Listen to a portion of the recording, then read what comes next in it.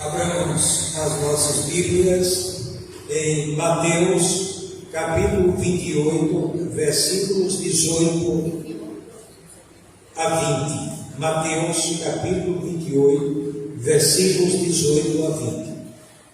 E, aproximando-se Jesus, falou-lhes dizendo: Foi-me dada toda a autoridade no céu e na terra. Portanto, ide, fazei discípulos de todas as nações, batizando-os em nome do Pai e do Filho e do Espírito Santo, ensinando-os a observar todas as coisas que eu vos tenho mandado, e eis que eu estou convosco todos os dias até a consumação dos séculos. O tema da nossa reflexão é a seguinte expressão dita por Jesus Cristo. O tema é o seguinte: batizando-os em nome do Pai e do Filho e do Espírito Santo. Portanto, a temática de nossa reflexão será a respeito do batismo. E aí nós vamos refletir a respeito deste símbolo, desta ordenança, daquilo que não foi nenhum pastor que mandou, nenhum pastor que inventou, foi Jesus Cristo, investido de sua autoridade no céu e na terra, dizendo: fazei discípulos de todas as nações, batizando-os em nome do Pai e do Filho e do Espírito Santo. Várias vezes nós já falamos a respeito do batismo, o batismo cristão, mas podemos dizer que o batismo é o ápice, é aquele ponto mais elevado, quando alguém que tem plena convicção do que ele creu, do que ele decidiu, do que ele professou, chegar até o momento de ser batizado, onde para aquela pessoa não paira mais nenhuma dúvida de que aquela pessoa aceitou de fato Jesus como único e suficiente Salvador. E o batismo como aquele símbolo onde será a marca distintiva daquela pessoa. Olha, eu sou um cristão, eu fui batizado em nome do Pai, do Filho e do Espírito Santo. Há vários textos que falam a respeito desta ordenança, deste mandamento, e como um ápice de todas as pessoas que professam Jesus Cristo. Efésios capítulo 4, versículo 5. Efésios capítulo 4, versículo 5. O apóstolo Paulo, ele fala sobre essa temática, dizendo o seguinte: um só Senhor, uma só fé, um só batismo, um só Senhor. Vamos logo analisar quem é esse Senhor. Jesus Cristo. João 10:30 diz: eu e o Pai somos um. Na ordenança do batismo, Jesus diz: batizando-os em nome do Pai e do Filho e do Espírito Santo. Portanto, em Efésios 4:5 diz: um só Senhor, uma só fé, um só batismo. Mateus 28:19, a ordem, o mandamento do batismo, diz o seguinte: portanto, ide, fazei discípulos de todas as nações, batizando-os em nome do Pai e do Filho e do Espírito Santo.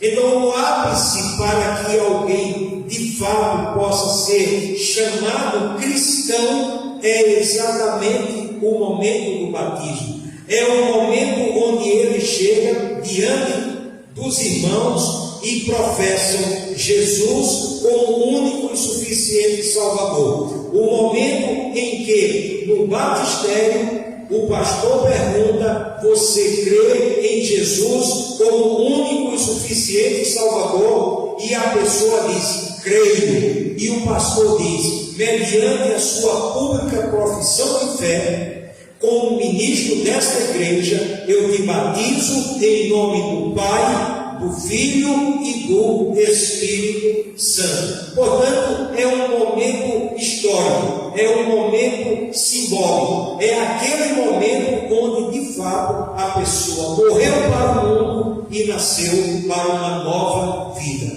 uma vida ao lado de Jesus, uma vida ao lado de Deus, uma vida com a presença real do Espírito Santo em sua vida, ensinando tudo o que presta, como frutos do Espírito: o amor, o gozo, a paz, a benignidade, a longanimidade, a mansidão, o domínio próprio. E contra estas coisas não há lei. Contra estas coisas não há lei. E agora nós vamos para a licitude do batismo. Quando é que é lícito uma pessoa se batizar? Em Atos capítulo 8, versículo 36 a 38, nós extraímos exatamente a licitude. E veja bem, não é uma licitude diante dos homens, é uma licitude diante de Deus.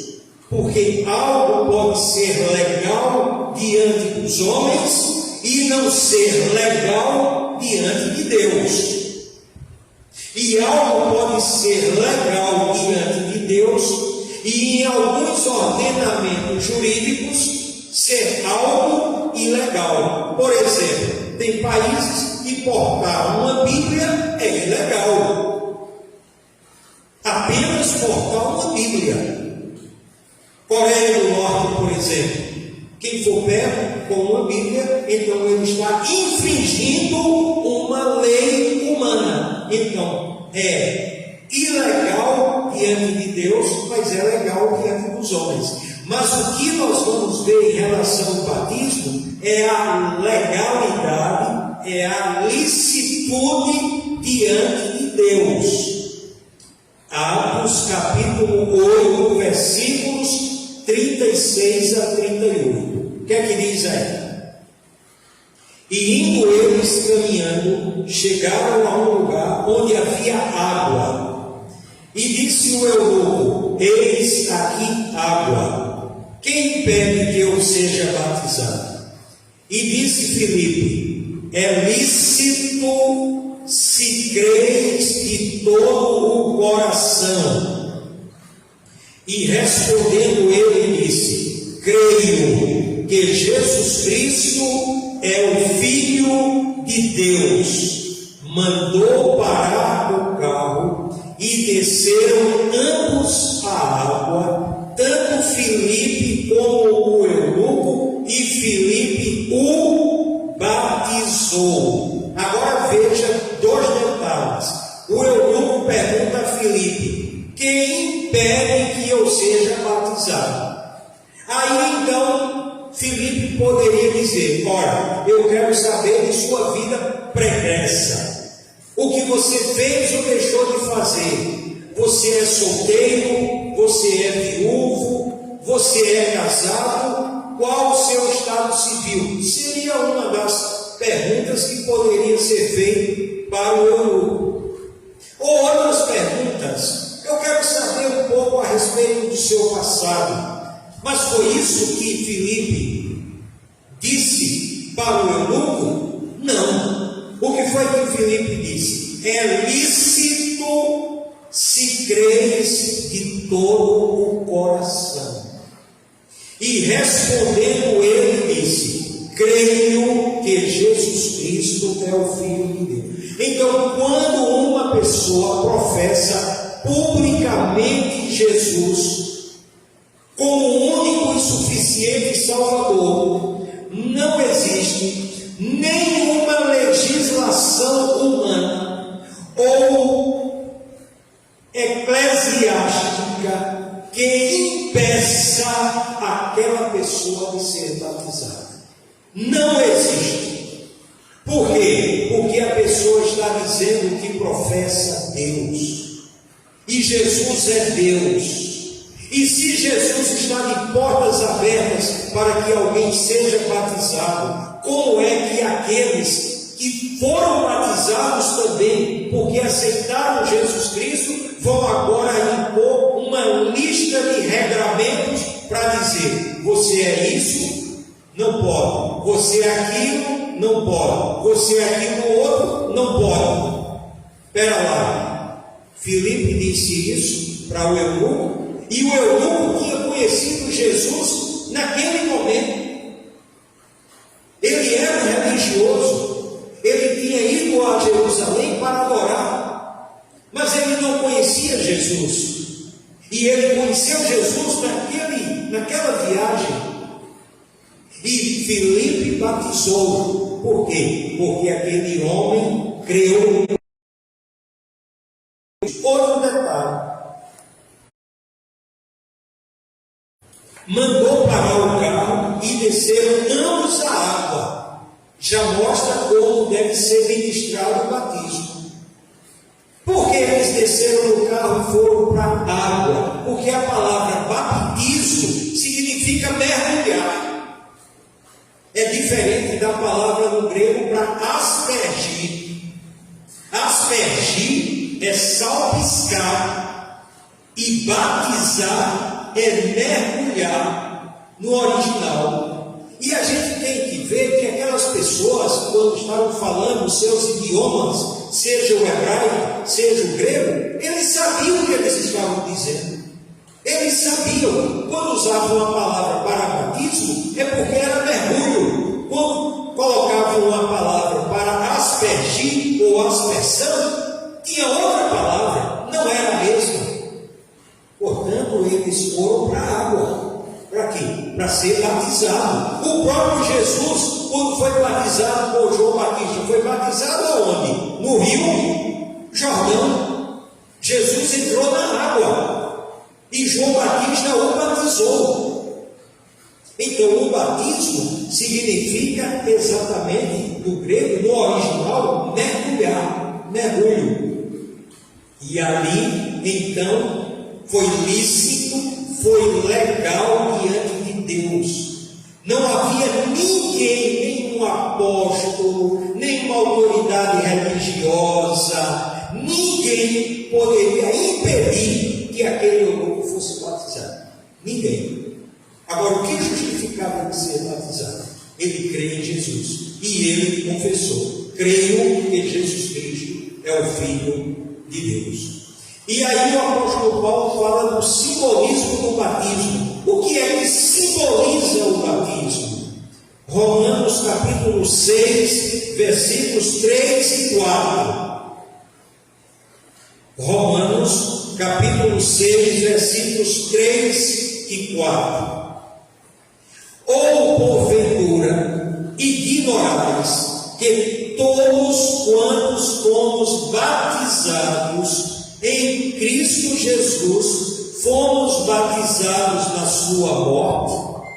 Fomos, pois, sepultados com ele pelo batismo na morte, para que, como Cristo foi ressuscitado dentre os mortos pela glória do Pai, assim andemos nós também em novidade de vida.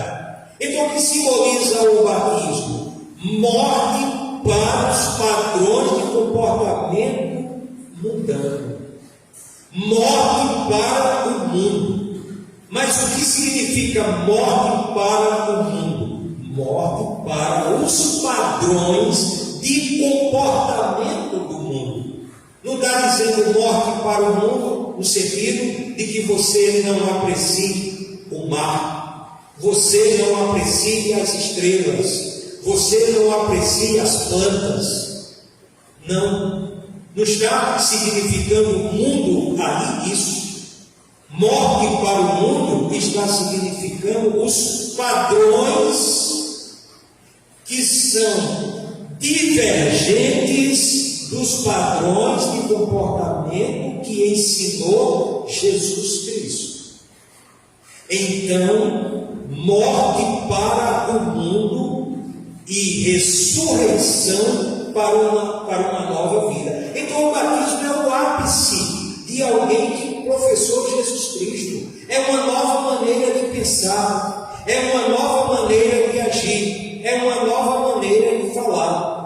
Então é um outro padrão de comportamento. E esse padrão de comportamento dos cristãos impacta o mundo. Como é que você pode pensar dessa forma? Como é que você pode falar dessa forma? Como é que você pode agir dessa forma? Por quê? Porque Jesus é quem preside o nosso coração, é quem preside o nosso pensamento, é quem preside a nossa língua, é quem preside as nossas atitudes.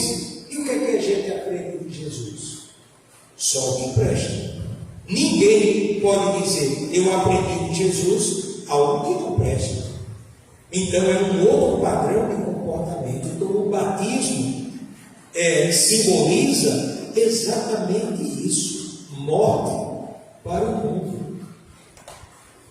Repetindo, ou porventura ignorais que todos quantos fomos batizados em Cristo Jesus, fomos batizados na sua morte.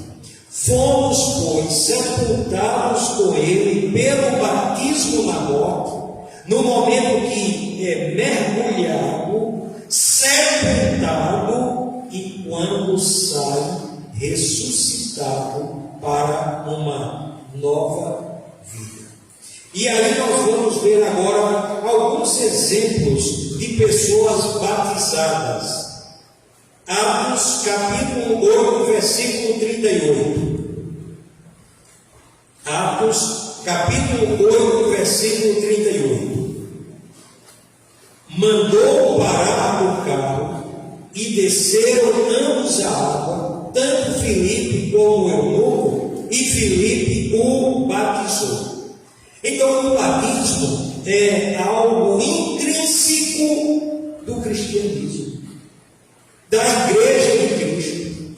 Ninguém pode dizer, olha, eu faço parte da igreja de Cristo, eu tenho comunhão com a igreja de Cristo, sem ser batizado.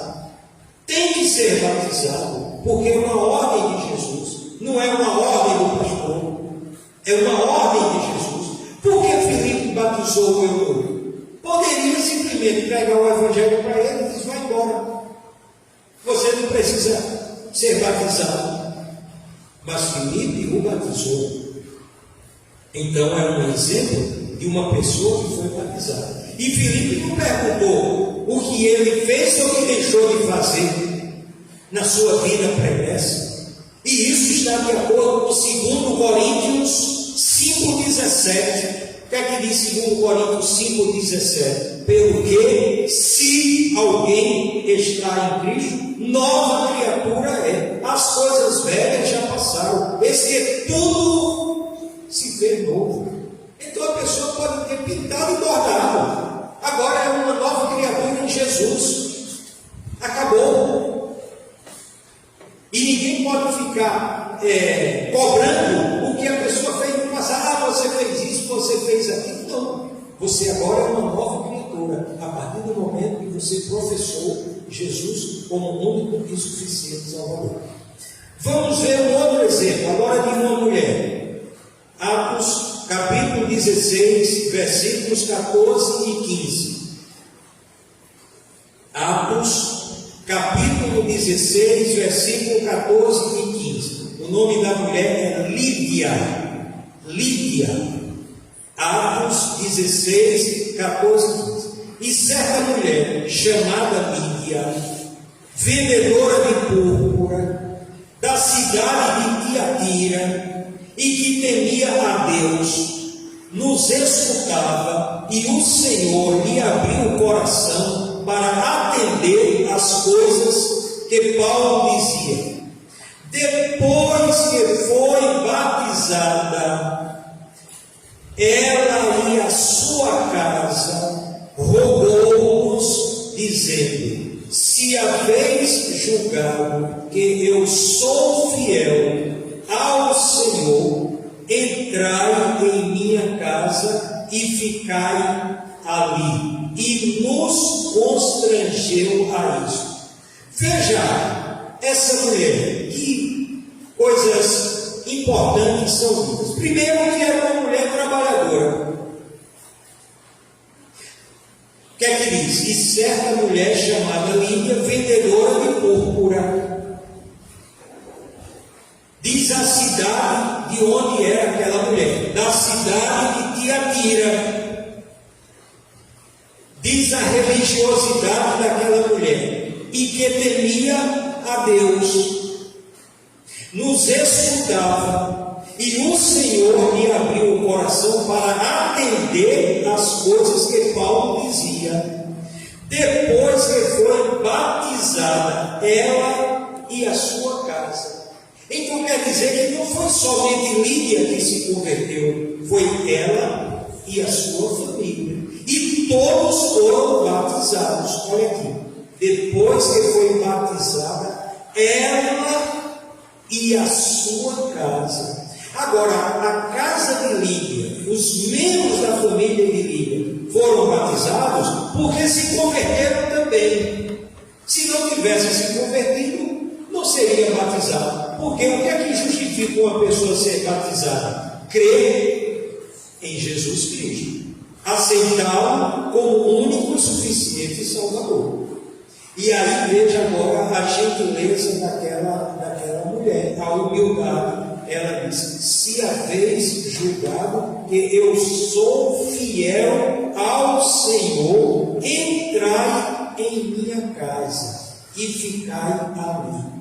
E o que aconteceu? E nos constrangeu a isso. Uma mulher hospedeira, uma mulher que estava tratando bem aquele homem que era o servo de Deus, na própria casa dela, e ela foi batizada. Portanto, uma mulher e o eunuco, tanto o homem como a mulher. Agora nós vamos ver o exemplo do batismo de uma multidão. Atos capítulo 2, versículo 41. Atos capítulo 2, versículo 41. De sorte que foram batizados os que receberam a sua palavra, e naquele dia agregaram-se quase 3.000 almas. De sorte que foram batizados os que receberam a sua palavra. E o contexto aí, quem estava pregando? O apóstolo Pedro. E o que é que diz? De sorte que foram batizados os que receberam a sua palavra. Então quer dizer que os que não receberam a palavra de Pedro, que não aceitaram, que não creram em Jesus, estes não foram batizados e não tinham como ser batizados se eles não acreditavam. Não se batiza quem continua incrédulo, só batiza quem crê, quem aceita Jesus como o único e suficiente Salvador.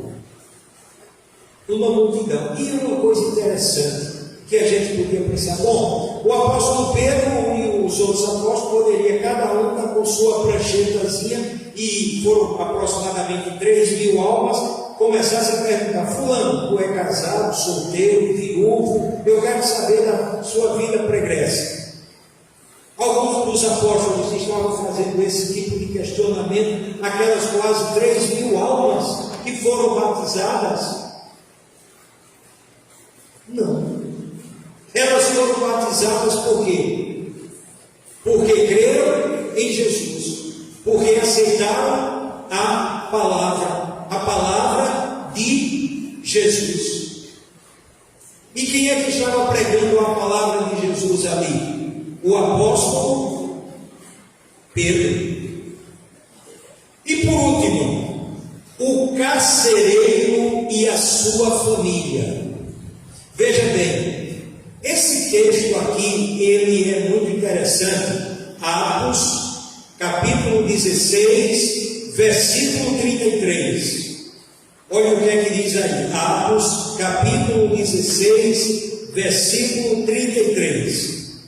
Tomando-os ele consigo, naquela mesma hora da noite, lavou-lhes as feridas e logo foi batizado, ele e todos os seus.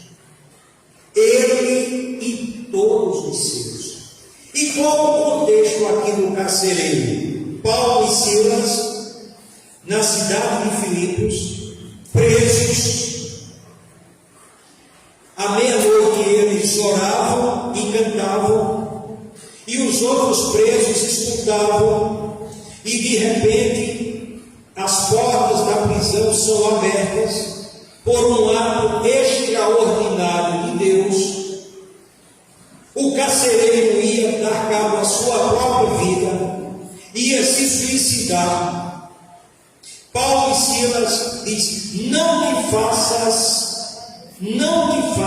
nenhum mal, porque todos nós estamos aqui. E cabe logo uma reflexão quando Paulo diz: todos nós estamos aqui. Paulo e Silas, ok, as portas estavam abertas e eles não fugiram, porque eles eram cristãos. Mas por que os outros presos não fugiram? E bastaria uma única fuga daquele presídio para que o carcereiro ou cometesse suicídio, como de fato ele ia cometer, porque o carcereiro que permitisse um preso fugir era pena de morte. Estava sob a jurisdição romana. E aí, resultado: por que aqueles que estavam presos não fugiram? Eles não eram cristãos, mas eles ouviram a oração e o que Paulo e Silas cantavam na prisão, e eles não fugiram. E o fato deles não fugirem proporcionaram não apenas aquele carcereiro não se suicidar, como aquele carcereiro se converter. Porque ele diz: como é possível? As portas da prisão estão abertas. Por que vocês não fugiram? E aí ele perguntou: senhores, o que eu devo fazer para herdar a vida eterna? E aí o que foi que Paulo e Silas disse: crê no Senhor Jesus e serás salvo, tu e a tua casa. E ele se converteu, e ele acreditou. E veja bem, ele foi batizado, e todos os seus, porque a sua família também se converteu. Sua família também creu na pregação. Paulo e Silas estavam presos fisicamente, mas livres espiritualmente. Porque quem tem Jesus no coração, não existe prisão humana que consiga aprisionar. Aprisiona fisicamente, mas espiritualmente livre. Mas aqueles que estão livres fisicamente, mas que estão a serviço de Satanás, eles estão aprisionados. Não fisicamente. No seu corpo pode fazer o que quiser, mas espiritualmente estão numa jaula. O diabo controla o pensamento daquela pessoa, controla as palavras daquela pessoa e controla as atitudes daquela pessoa. Então, aquele homem, ele foi batizado. Aquilo foi o ápice, foi o auge, foi o ponto mais importante na vida daquele carcereiro. Ele não conhecia Jesus, mas Deus usou Paulo e Silas para falar do Evangelho para aquele homem e ele se salva. Como usou o diácono Filipe para falar com o eunuco. Como usou Paulo para falar para Lídia, a vendedora de coco. Como usou Pedro para que uma multidão de aproximadamente 3.000 pessoas fossem batizadas. E como usa cada um de nós para pregar o Evangelho às pessoas. Então o batismo é aquele momento onde a pessoa diz: olha, eu não quero mais saber dos padrões de comportamento do mundo. Eu quero saber agora de Jesus. Agora, amanhã, depois, até quando eu partir para a eternidade. Como Paulo diz: combati o bom combate, acabei a carreira, guardei a fé. Então, uma pessoa que tem Cristo no coração, ele está saciado espiritualmente. Nada tira esse amor do nosso coração. Como canta o J. Neto, né? Nada me separa desse amor. Nada vai tirar Jesus de mim. Todo o sofrimento acabou. Com Jesus eu estou caminhando até o fim. Sei que muito vou me alegrar por ter este caminho a seguir.